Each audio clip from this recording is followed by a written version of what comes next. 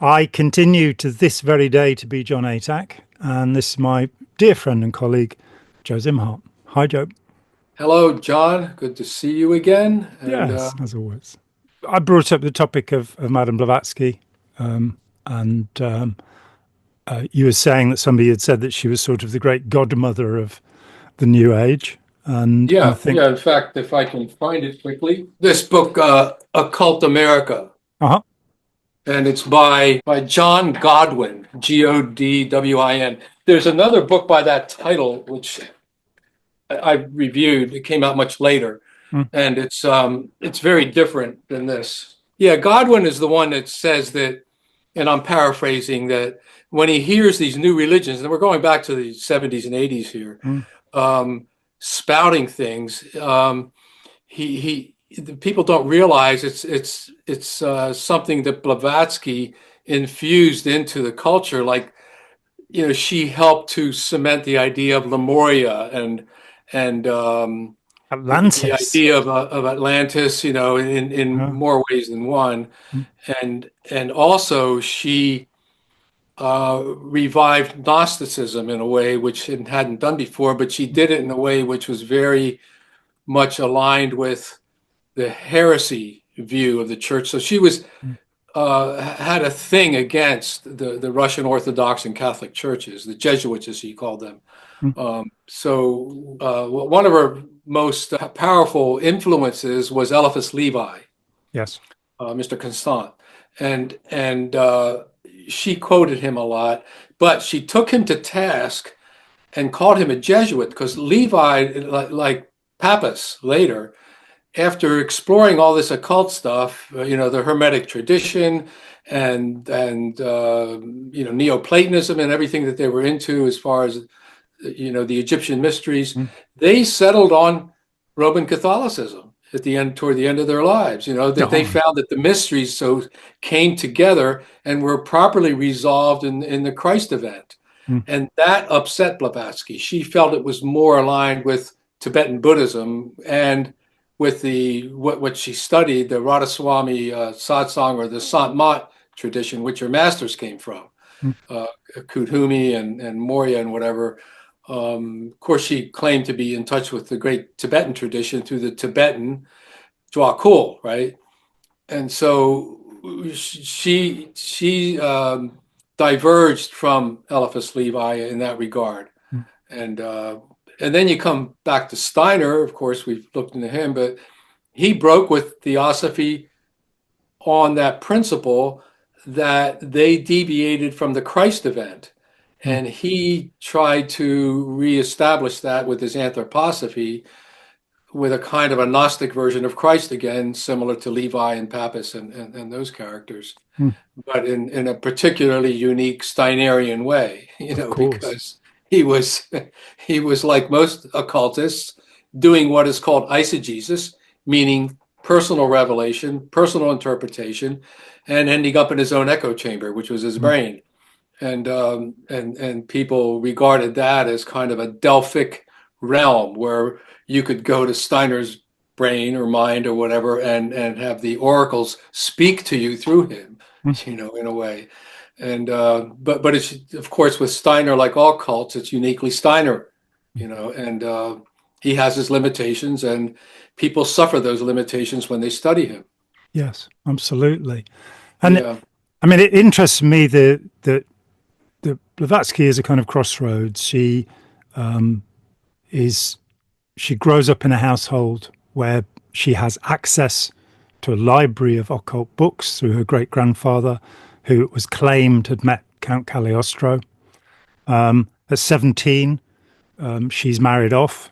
She doesn't take to her husband, and she goes voyaging for 25 years, all Mhm. over the place. And she makes all sorts of claims which are untrue about her life, which have been traced down. We mentioned Paul Johnson. He's done a lot of work on that. Yeah, Um, Mr. K. Paul Johnson, right? yeah. He's one of the best researchers as far as that. Yeah. And so, I mean, somebody commented that she was perhaps the most learned if not the wisest woman of the 19th century. So she speaks 6 languages. She went to India. She probably didn't go to Tibet, but she went through Europe. She went through various Muslim countries, starting in Turkey and going through the Levant, allegedly studying with Druze Sufis in Lebanon, in Egypt, studying with people from the Sufi tradition there. And she brings all of this together. And as you said before we came on, she was a kind of armchair mystic, that a lot of it is her pruning material out from other people's work and trying to stick it together. And she's part of the 19th century kind of perennialist tradition, where people try and say that there's a common source for all religions and they all have the same thing in them, which is not, it's not actually true. That you know, the great Taoist scholar Angus Graham pointed out that you've also got to look at the differences between religions, and you'll find that there are huge gulfs which cannot be. Well, I think what all of this is alluding to, perennialism, means that, again, like I said before, the man has the capacity, if he's an initiate and somehow enlightened, to tap into the Delphic arena, like the ancient Greeks did, you know, through the Oracle of Delphi, that there is a way to go into that other world and come back, like Plato's cave, leave it and come back with enlightened information. And of course, the people in the cave aren't going to believe you because they believe what they see in the cave. And this is the excuse Blavatsky uses in order to scold her doubters, is that they haven't been there and she's been there. You know, and so how do you test that? Well, you test it by the fruits of what she says, and a lot of it's just bullshit. You know, so that's how you find out. Yeah, But, absolutely. And I think you raise a really important point, which is this will lead Jung to this idea of the collective unconscious, and all of this material is coming out of this collective unconscious. Though, let's be accurate about this, Jung did say that Aryans have a separate collective unconscious to Semites, which is kind of funky. But there's this idea, there's this, you know, huge vat of knowledge. But what is actually happening, and I see this in Jung, I see it in Blavatsky, I see it in Ron Hubbard, I see it in Aleister Crowley, they're going into their own imagination. As you say, was the word you used? Eisegesis. Eisegesis, as opposed to it comes from the idea exegesis. of hermeneutics, right? The hermeneutics is something that arose in the 19th century, and you know, so some of the philosophers began using it to interpret. Hermeneutics means interpreting text, how to the science of interpreting. And then there's eisegesis, which is personal interpretation, which is what most of us do when we look at anything, and exegesis, which is more extensive, looking at outside information, comparative research, in order to come up with a better interpretation. You know, so the tendency to be a self-revelating prophet is eisegesis, basically. Yeah.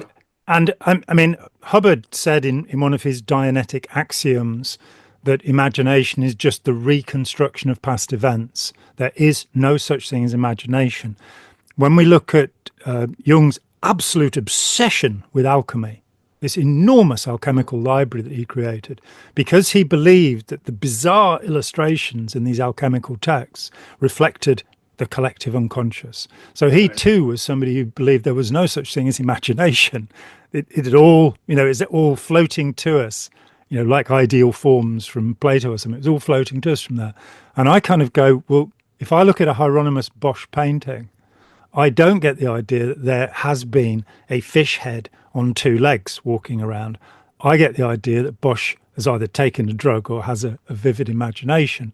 Whereas Jung would come to this thing and say, oh, well, this represents, you know, so everything becomes symbolic. And yeah, I think, well, Jung was trying to rescue spirituality in some way, because he was a product of the modern age, which was dismantling a lot of these precious beliefs that people had, and exploring it again and again and again and again, you know, and so people began to get frustrated, you know, everything's falling apart, but nothing's coming together. So you have people like Jung trying to bring it together somehow. And I think that's why people fall into conservative cults, for instance, which have very certain parameters of thinking and belief, and they often confuse belief with proof. Yes. This is part of the problem is and I think that's what Blavatsky wanted people to do is, she claimed to prove occult things, and she pushed it to extremes where she was faking miracles and phenomena, what they called phenomena, and in order to demonstrate that she indeed had advanced in terms of personal mental powers. And of course, she hadn't advanced any more than any other faker or mentalist or magician ever has, that we've seen on stage. In fact, some stage magicians can do incredible feats in front of a public they can't figure out how they did it, would make Blavatsky look like, a kindergartner when it comes to phenomena. Oh, definitely. So, I mean, I've seen Darren Brown. yeah, Darren Brown's one of them. But I mean, just even stage magic, doing card tricks and making things disappear, you can't pick it up, unless you know the art. The average human being can't pick that up, and it looks miraculous. Yeah, yeah. So, and we come to that point where it's rather like a cop who decides because he knows somebody is a significant drug dealer, they will plant drugs on them so that they can arrest them. And so with Blavatsky, it's like, well, of course these psychic phenomena exist. I just can't actually make it happen right now. And here it is. I mean, when you look back to some of the photographs that were taken of spiritualists, and of course she came to fame as a spiritualist, first of all, when she wrote Isis Unveiled. She was part of the spiritualist community. Theosophy was just about. Yeah, back then her master was John King. He was a guy with a turban and but a very English name, and she produced that when she was in America, basically, and met Olcott in New York, and she also lived in Philadelphia, where I think it was 1874 where they started the Miracle Club. Yeah, which was predated the Theosophical Society, and a much better name than Theosophical Society, Miracle Club. It's like the Miracle Club, because they were interested in these spiritual phenomena, and it was the same group that then later became the early Theosophists around her. In fact, there's a building in West Philadelphia near the University of Pennsylvania on Sansom Street, and it's a restaurant called the White Dog Cafe, which I've eaten at a number of times. That White Dog Cafe is where Blavatsky lived, in the upstairs apartment. And she, at the time, she had a wounded leg when she lived there and was getting gangrenous. The doctor recommended that it get cut off. And she said, in paraphrasing again, that she would not allow her leg to go to heaven before she does.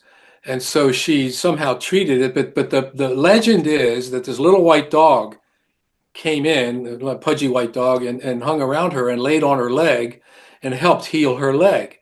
Thus the name of the cafe, the White Dog Cafe. Yeah. So if you've got an injured leg, this is the place to eat. And you get a white dog. Yeah.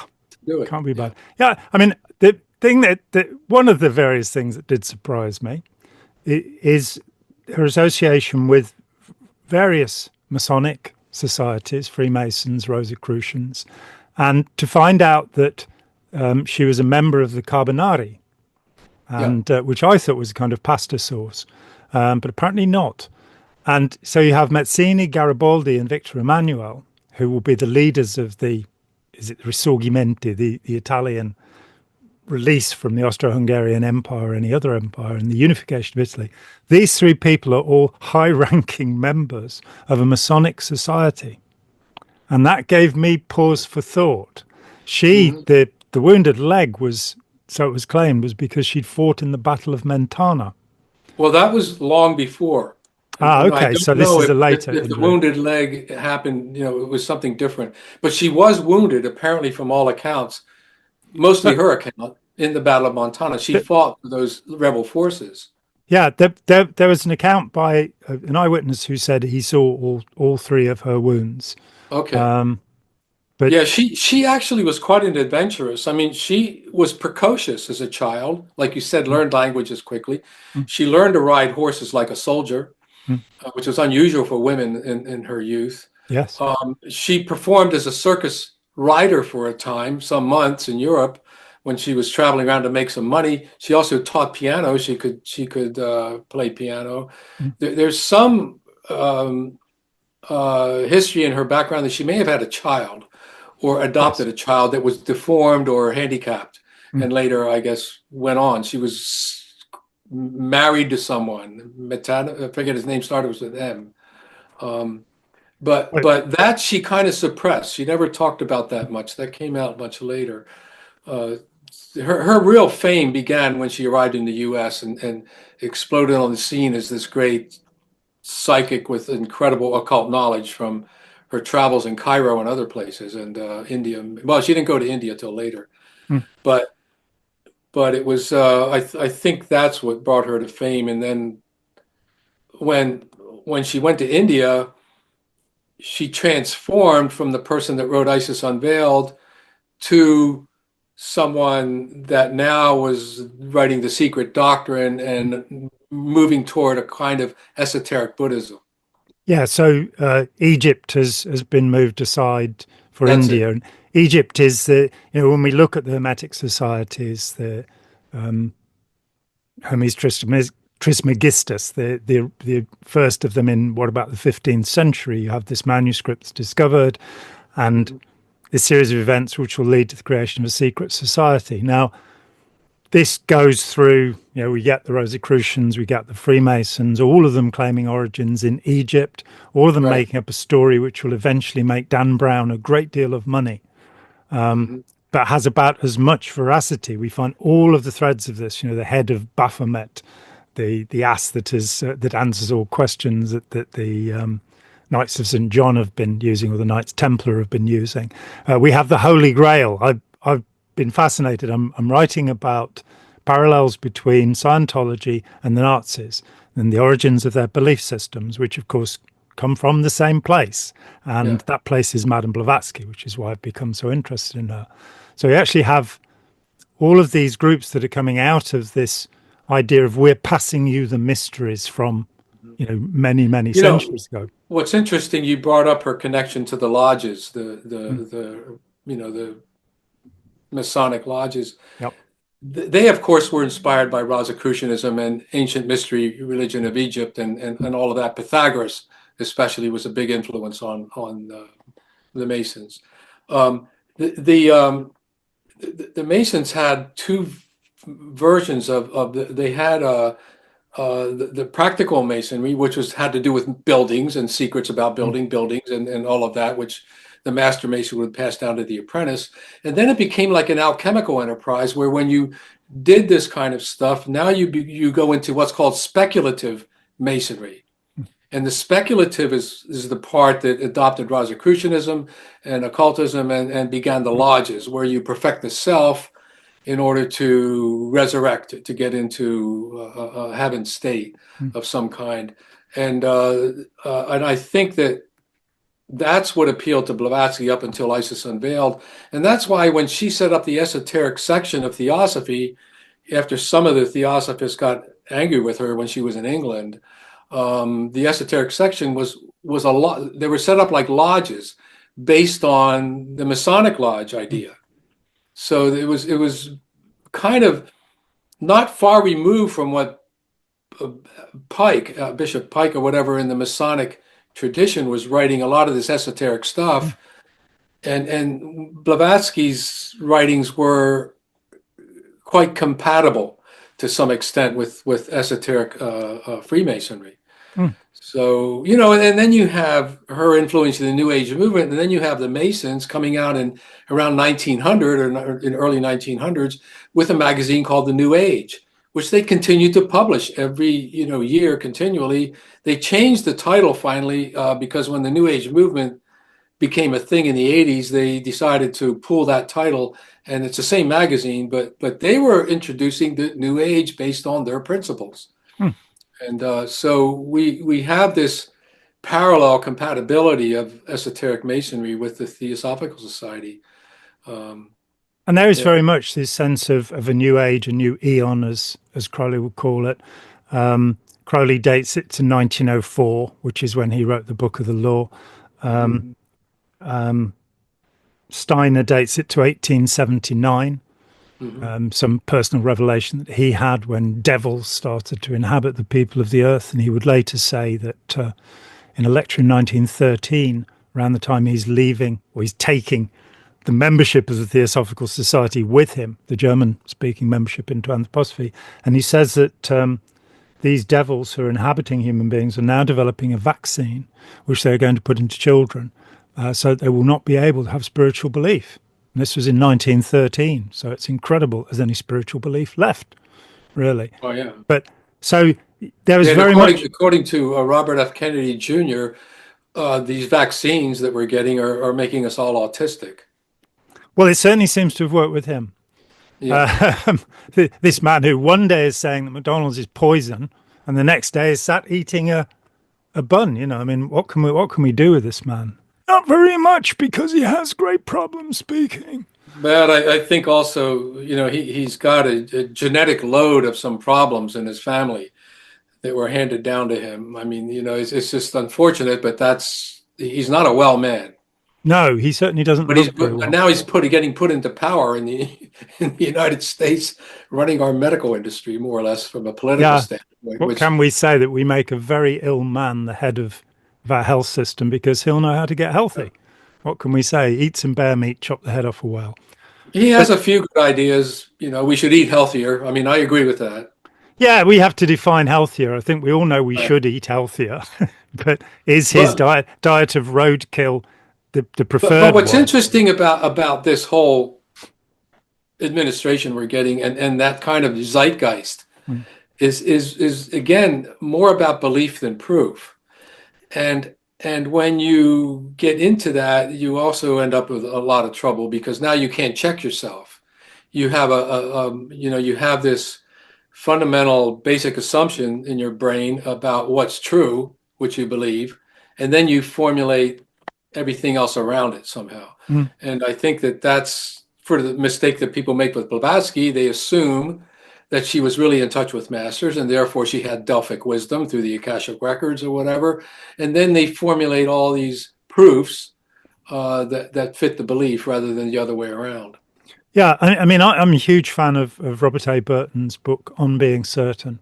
I think everybody should read that book, where he takes the idea, William James puts it forward in Varieties of Religious Experience. He talks about noesis, the sense of certainty. I am sure, and I give the same example every time. The Bible basher who spent a couple of hours with me and backed off and said, I don't understand the Bible, but I know it's all true. And yes, what we see in politics generally, not just with the Trump campaign, but generally, is the attachment to certainty. And it proves to fail. That these confident politicians come along and say, we'll give you these wonderful things, and we believe in them, and then they let us down. And that is history, as far as I can tell so far. There may be some politicians who won't, but... Yeah, you bring up a good point, that this certainty thing was brought up in this new film, Conclave, about the church choosing a pope. And it's a very well done film. It should be Oscar worthy in some ways, but the speech that the presiding bishop of the conclave gives to open it up, because he doesn't want to be pope, but he has to guide the process. And his speech basically says that we should treasure uncertainty in so many words. And it kind of shocked. You could tell there was kind of like a murmur when he said that. And but he held to that, and that's probably the key to the whole film, is that it questions that idea that no religion should be so certain that everything they believe is true. Yeah, the infallibility of the Pope. Oh, let's not go there. But I think one of the things that bothered me with Scientology from the beginning was that Hubbard said knowledge is certainty. And I went, no, knowledge is uncertainty. Knowledge is the willingness to know that you don't know everything and to keep testing. And we also call that science, that something is always up for testing. And then you've got these sets of beliefs. With Blavatsky, I've just been fascinated. I wanted to know the the source of Aryan race theory. Where did the Nazis get this ludicrous idea that they were somehow genetically superior to other people? So I read a great deal about what they believed, and you sort of find that it's kind of variable, but the idea is that the Aryans are descendants of the gods. They're directly descended from the gods. Himmler believed this, Hess believed this, Hans Frank believed this, a whole bunch of Nazi leaders believed this, that they were descended from the gods. They came down, these Aryan beings came to Earth encased in shards of ice about 2.5 million years ago. So 500,000 years before our first hominid fossils of Homo erectus, there were these intelligent, godlike beings, and they had godly powers. And Himmler, with his 50 departments of his Ahnenherr ministry, sought to find the proof that all civilization derived from these people who are Indo-German in their terms, and that they created all the high civilizations of the world. They were the aristocracy in Egypt, in India, in China, wherever you went. It was Aryans, they were running things. He set about proving this. Hitler told him he was an idiot. That was Hitler's perspective on all of this. Right, yeah, Hitler didn't buy all that. Hitler's statement was that Christianity had supplanted all that, so it didn't really matter. Yeah, and that he was set on supplanting Christianity, but he was not going to be able to do that until he'd won the war. So he kept holding them back all the way through. But so I traced this back through to the Tool Society, which is, apart from Himmler, the other leading Nazis largely belong to this magic group, which is its evolution comes alongside the Ordo Templi Orientis, which will be the group that Aleister Crowley will inherit in the 1920s. But it's founded by 3 people, one of whom is a close friend of Madame Blavatsky, a guy called Franz Hartmann.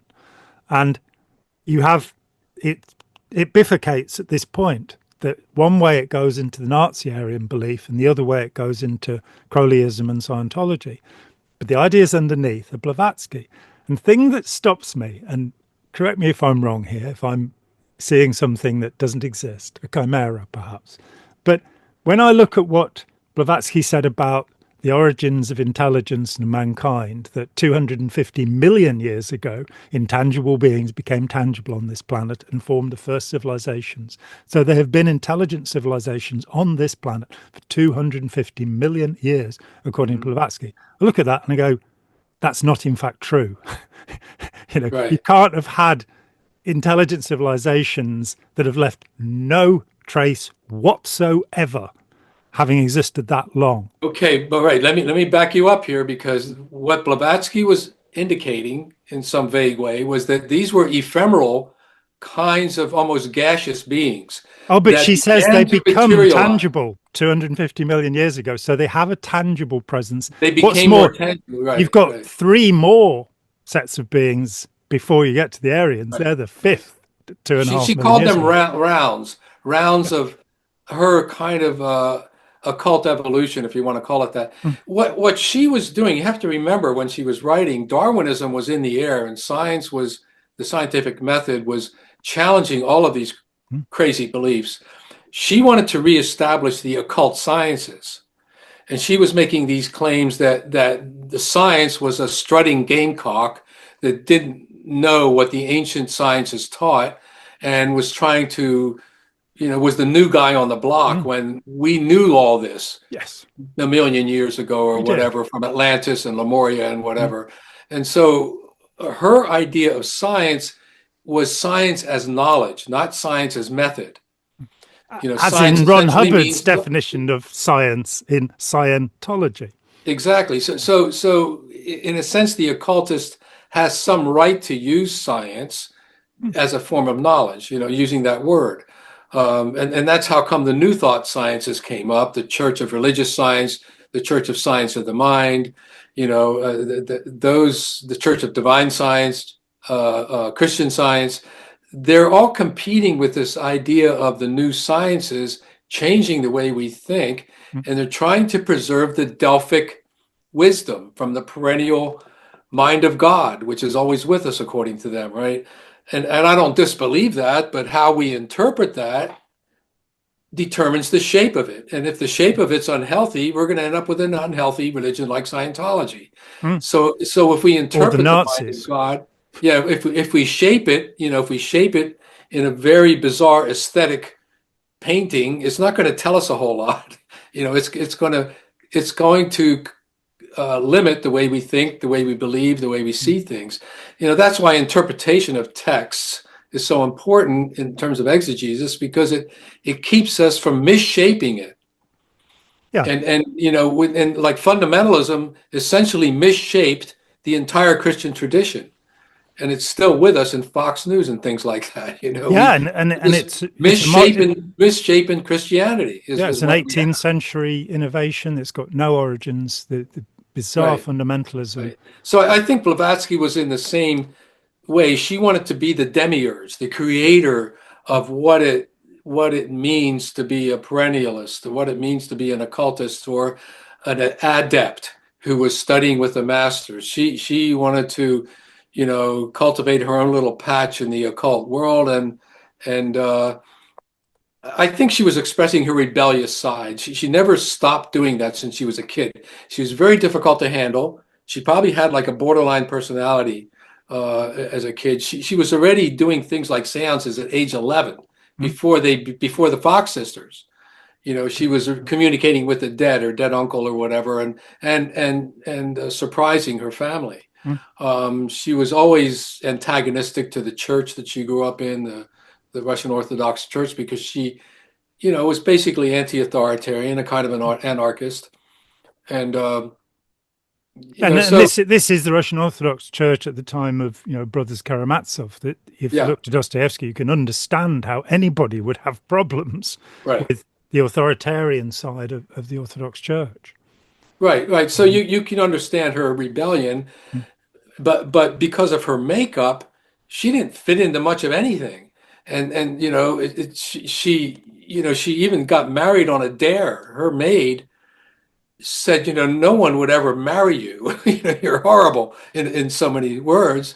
And she took up the challenge and courted, the vice governor of Armenia. Right. And he did marry her for 3 weeks, and she ran away. Yep. Off fire. She claimed it was never consummated. So, but that's where, that's an interesting story, but it's probably very true. Yeah. I mean, what you say about the origins of these movements is very important. There's a wonderful book by Norman Cohen, which I think is called After Noah's Flood. He was the historian who wrote Pursuit of the Millennium, Europe's Inner Demons, deconstructed the warrant for genocide, about the protocols of the Elders of Zion. Absolutely major historian, significant historian. And he turned his attention to this period where the science of the universities is now being challenged. And it starts with Charles Lyell.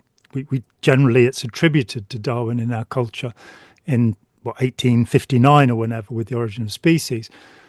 But in fact, it's the geologists who make the first problem for everybody when Lyell comes along and says, Bishop Ussher's idea that the world was created in 4004 BC is not in fact correct. Right. It's a lot older than that.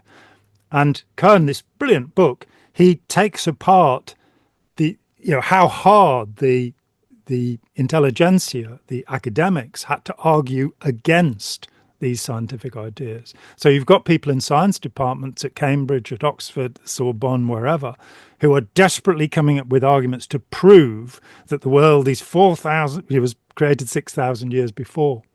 And Blavatsky comes into that with, of course, a lot of people putting forward hypothetical ideas in all of this gush.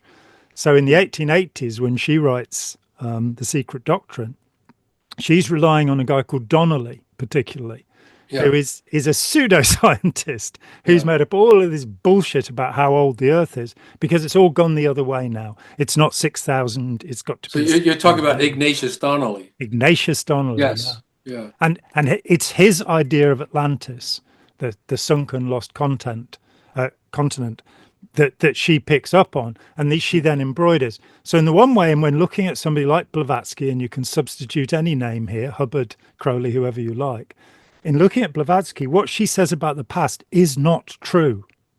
Her, what she says about Atlantis, Lemuria, this idea that there were these beautiful, blonde-haired, blue-eyed people who suddenly decided they were going to have sex with orang-utans.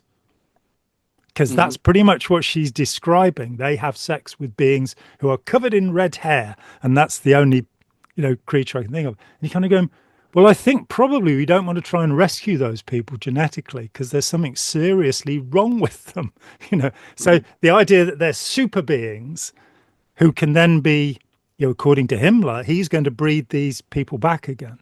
He's going to create a new Aryan race that have electron powers. They're going to be able to broadcast electricity from their fingertips because there are works of art that show this. And Himmler ordered the whole SS, and the SS is huge by the end of the war, more than 1 million people. He orders them to any work of art they see where electricity seems to be coming from somebody to collect that because they're going to study it scientifically and find out how to do it. And you're kind of going, we go one way and we've got Nietzsche's Superman as the kind of Ubermensch of the Nazis, and we go the other way and we've got DC Comics Superman. Now, I'm more for the second. I think that's a more realistic view. But ask this question, why did they even come up with that?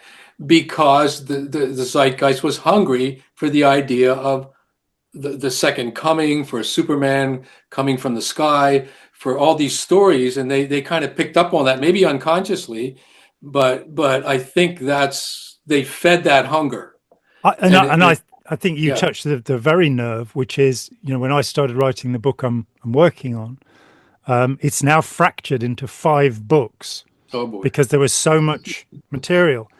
But the central idea was that if you have absurd beliefs, there's a good chance you'll commit atrocious behaviors. You'll do awful things if you believe absurd things. And so the Nazis seemed like a good case study. Scientology seemed like a good case study for absurd beliefs and atrocious behaviors. And at the middle of that, things start when Ron Hubbard tries to bring about Armageddon. In January 1946, he and Jack Parsons try and bring into being the Scarlet Woman, the whore of Babylon, who will bring about the millennium, which of course the Nazis got quite interested in as well, the idea of the millennium. So he starts there, and the last thing in Scientology, the highest point in Scientology, Operating Thetan Section 8, when it was originally issued in 1988, for 1 week had on it a bulletin where Hubbard says that the idea of Scientology is to destroy Christianity.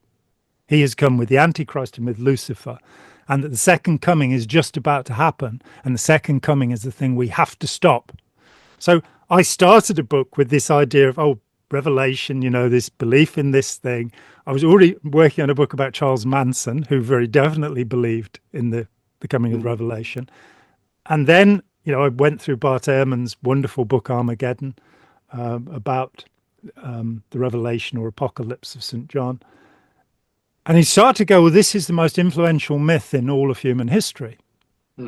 This idea, which is a complete and absolute misinterpretation.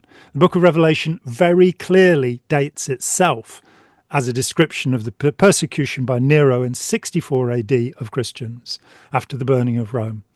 And it's in the text. It's right there in the text telling you, but there's some slight concealment. And then in the end of the 12th century, a man called Joachim Fiore comes along and says, it's a prophecy.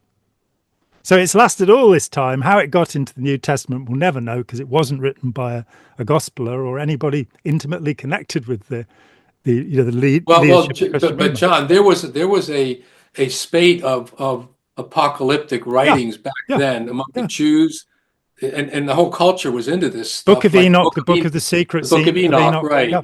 And you have the Hermes and there's, I think, the Apocalypse of Peter, and then there was a kind of a resurrection of Apollonius of Tyana, and trying to, around the 3rd century or so, they plugged in miracles into his life when he didn't have them earlier.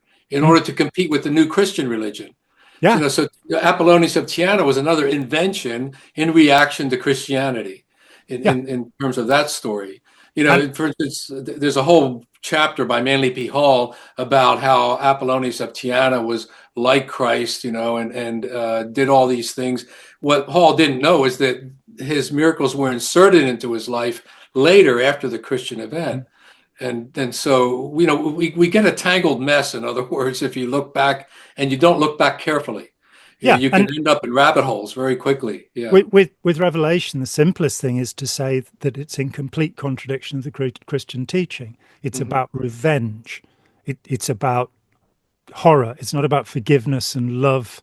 You've got somebody who is quite understandably annoyed that his fellow Christians have been put on crosses and set fire to, and in the path to Rome. It's a horrific act that's occurred. Yeah, so it's a kind of a revenge through myth. Yeah, and it then is turned the other way, and we find that probably most of the worst events that have happened around Christendom in the last few hundred years, there is something to do with an interpretation of this book. So, for example, the two Iraq wars, there were many people who favoured them because they believed these would bring on the end days, or the creation of the State of Israel, which comes about with support from Zionists, who are, of course, not Jews. The Zionist movement was an English Puritan movement started in the 1620s, and it took until the end of the 19th century to get anybody Jewish to join in. And the idea was that Jews had to go back to Zion to be converted to Christianity, and then the second coming would happen. So we get into all of these incredibly elaborate beliefs that people then, in every generation since Joachim of Fiore, certainly by the time of Newton wrote a book about Revelation. He was obsessed with it. Newton he eventually scrapped a lot of his writings, but he belonged to a sect of apocalyptic people that were, called crazy in England. In fact, I think the Queen at the time arrested some of them. But he was secretly involved with that. He obsessed over the end times by studying the Bible and alchemy and all of that kind of thing. And spent more time in the study of alchemy and exegesis of the Bible than he did doing scientific work. In fact, most of his scientific work was done when he was a young man, which is kind of fascinating when, as school kids, we're presented with this idea that here's rationality, here's Isaac Newton, the guy who, that he and Galileo and perhaps Kepler to some extent as well, were all religiously committed people. They were not atheists, far from it. But so we get this, you use the word tangle, we get this tangle of ideas that are then interpreted newly to mean, here's this next disaster and there we go. So we have the whole Gnostic thread, which becomes vital to Scientology, the idea that you go through a series of initiations, and at each initiation you acquire more wisdom. And so, as with some of the Christian Gnostics, you've learned the 7 passwords that will take you through the gates of the planets and to the home of the Lord God on high. And anybody who hasn't done this is not one of the elect, the electoi. Right. And we see this. We see copies of this coming up again and again, probably starting with the Eleusinian mysteries. And as you say, you have the Delphic mysteries, where there's this idea that by going through these initiations, you will eventually pass through the grave of fire. You will eventually be resurrected. You will understand that you do not die and that death is nothing to fear. And of course, what's actually happened is you've been taken through a series of tricks and traps to con you into an emotional state where you've been stressed out completely and then you're released. And, a friend John Hunter's version, the dopamine collapse has happened and, the dopamine surge happens and you have an ecstatic experience. And you're more sure of that experience than you are of the facts of evidence. You're more sure of what you have felt. And so you'll get something like Scientology, where you're aimed completely at getting very good indicators. You're aimed completely at getting euphoric state, and that's all you do get, as well as an empty bank account. It kind of gives you something to do, but I think it when you look back at the Christian message, it's relatively it's simple in some ways, Mm. and it's impossible to understand, but so it does take faith. But the message is, I think, because I'm looking at this all my life, I grew up Catholic, Mm. and you can't avoid it. No. But that this Jesus essentially is telling us that this God sacrifices itself. In other words, non-being or nothing, whatever you want to call it, becomes being, Mm. sacrifices itself, disperses itself into what we call the universe or the cosmos, and then somehow restores that to nothing. And this, you can look at it like cycles coming and going all the time.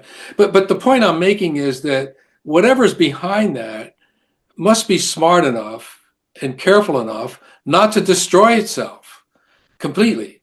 So it has to rescue or save or forgive continually. Mm. Every atom, every mole, every worm, every psychopath, every whatever, it's beyond our comprehension how that's going on. But I think that's what Jesus was getting at. That's why he said, forgive 70 times seven, and this God, and the early Christians saw this, is taking on all your sin. Stop worrying about it. Mm. Just live well, Have go no and fear sin for the no more. morrow. Yeah. Yeah, go and sin no more. There was no complicated set of initiations and rituals and all these God traps that are offered, like Scientology or even the Catholic Church to some extent is a God No, trap. no monks, no priests. It might be it might have a better shape than some of the cults that we study have in terms of its overall impact, because any of the larger religions tend to have to be benevolent to a great extent in order to maintain their largesse. And so, even in Saudi Arabia, it has some sense of Muslim gratitude Mm. and charity, Absolutely, yeah. in the And culture, a Muslim lot of it. religion is fundamentally based on the idea that when you give to somebody, you give to yourself, that you Exactly. are So storing up there is riches in that heaven. aspect of these great religions, and that's how they survive, I think, over time, because otherwise they begin to implode. Like, some of the worst aspects of the cult I was in, the Church Universal and Triumphant, it basically imploded on itself. Mm. And the leader died with Alzheimer's, and so now the religion continues, but it doesn't have that hyper um, spirituality that it had in the 1980s when they Mm. were going to go down in the bunker, thousands of them, and the world was going to change. We were going to get attacked by Russian, whatever, and Could still that happen. yeah, that phase is gone out of that cult now. Mm. It's become studying the old stuff, conserving what was there. It's become more, less exciting, but it still has tens of thousands of followers. Mm. Yeah. It just doesn't make any noise. Nobody hears about it much anymore. No. And and so it goes that. But I think I agree with you. John Popper, the with Blues Traveller, in a song said, "We all get our chance, and then we're forgiven." And I think that's pretty much how life seems to me. That I think we'll all be forgiven in the end. It's all going to be fine. And Yeah, so that's a no tough need to one to worry about wrap your head around because of the idea of justice, it. Mm. the idea of judgment and justice. Yeah. That something has to assess, like the ancient Egyptians. You're weighed in a scale, Mm. and there's a feather there on one side, and that if your good outweighs the bad, so to speak, then you are worthy of this other world. I mean, these are mysteries. That's why they call them mysteries. But I think that the shape that we put that inspiration in is what we're talking about. Mm. What shape is it in? I don't care whether it's true or not. Is it a lousy shape or a good shape? It's like, okay, so Is it it's like useful? Dorothy in The Wizard of Oz. She lands her house on a bad witch, and the good witch says, "Are you a good witch or a bad witch?" And she says, "I'm not a witch at all." But of course, you have to be a witch in that world. You Mm. can't. you make a choice. So the idea, I think, is, what we're criticizing here is what shape did Blavatsky put the occult in? Hmm. It's unhealthy. She really misshaped it quite a bit according to her own whims and whatever she could get away with. And how is it, that we believe people when we can prove they were wrong? We can prove she was wrong about the past, and we can prove she was wrong about the future. Her prediction of the future failed. And yet we cling to the certainty that such people broadcast. And we go, I'd like to be certain too. And I'm certain that Madame Blavatsky was a con artist. Right. I think she may well have believed, Martin Gardner rather wonderfully said that you can be both a crank and a charlatan. And I think that's very often the case. I think with Hubbard that, if it was a Wednesday, he believed himself totally. But by Thursday, he'd lost all faith in himself. And around it went as he desperately tried to deal with his own vicious, self-destructive psychopathology. It's interesting. I talked to people that knew Elizabeth Prophet personally that would go shopping with her, for instance, when she was at her peak in the 1980s. And she said a couple of times, I wonder if this is all real. They heard her say that, but because her narcissism was so caught up in it, it was her reality and she couldn't change it anymore. But there's a great conversation that reported to me from Ron Hubbard's flagship Apollo, that one day, and it happened from time to time, Mary Sue Hubbard lost her temper with her husband, and he stopped her in the end, and she started calling him a charlatan. And he stopped her and he said, "What do I have to do to prove this to you?" And she said, "I've never been exterior. I've never left my body. I want to go exterior." And so it's about 1971, he detailed Otto Roos, who was the top man in Scientology briefly, to find every exteriorization process he'd developed and run them all on Mary Sue Hubbard until she went exterior. After a few weeks, Mary Sue Hubbard gave up and said, "I can't take any more of this." Yeah. And so you've got this right in the middle of this thing, and you're going, so we've got two promises in Scientology. One, we're going to get you out of your head, and they certainly succeed in that. And 3 feet back of your head. And two, we're going to elevate your will so that whatever you want to happen will happen. And you kind of go, and have none of them noticed that this hasn't happened yet? Oh yeah. Yeah, but I felt great. I felt really euphoric. So yeah. Well, that was exactly what I went through with the Church Universal. After a year and a half of doing their decrees, which you're supposed to be able to do these mantras that manifest powers, like healing people at a distance and whatever, and stopping rainstorms and preventing wars and they even thought they prevented the meltdown of the 3 Mile Island nuclear reactor. No, that was me. They claimed that their decrees did that. But so I began scratching my head and I'm going, I've never seen any of these people even be able to warm up a cup of tea with their decrees. I mean, what the hell are they doing? And that's what kind of set me off, into out of the rabbit hole. I was waking up from the dream. Yeah. Well, there we are. I think we've taken some of the dust off, Madam. Yeah, we've hammered another nail in the coffin of cult world. I'm thankful for that. Yeah, fantastic. Thank you so much, Joe. All right. We will meet again soon. Yeah. And thank you to anybody that's watched this. And please comment and ask us questions, and we'll try and answer them. And if I've made any mistakes, please correct me. It does happen, I'm told. Yeah, we do appreciate the comments. We do appreciate the comments. Thanks so much. All right, bye, John. Hi, John here. Thanks for watching. We'd appreciate it very much if you would click like, as well as subscribe, and click the bell for notifications. Every dollar helps, and we welcome new patrons on Patreon, or you can make a one-off payment with any currency through PayPal. Thanks so much.